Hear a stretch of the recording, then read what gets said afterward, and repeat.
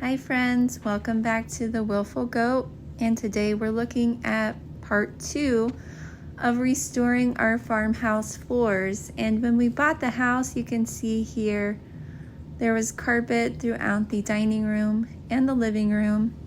This carpet was old, it smelled bad, it was stained, so it really had to go, and that was one of the first things that we did.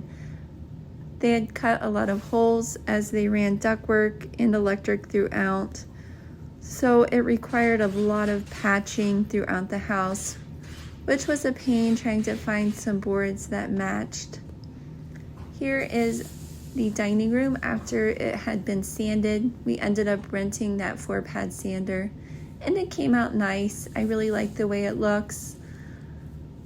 I used the natural stain that you're seeing here, but in this front room, seeing the rim around the room, it was darker. So I ended up having to go with some darker colors to be able to blend that. And this is what it looked like at the end after finishing there.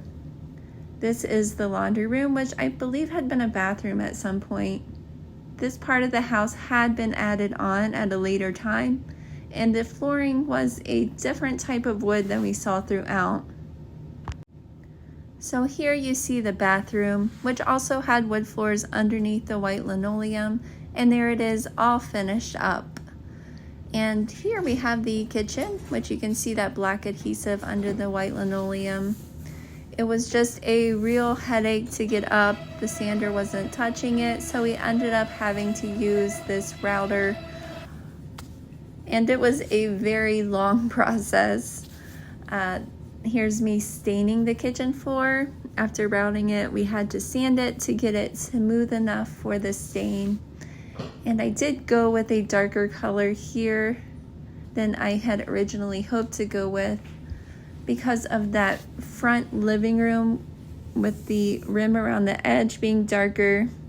I didn't want one room to be a lot lighter than the other, so trying to blend them as much as possible to get kind of a cohesive feel as you walk through the house.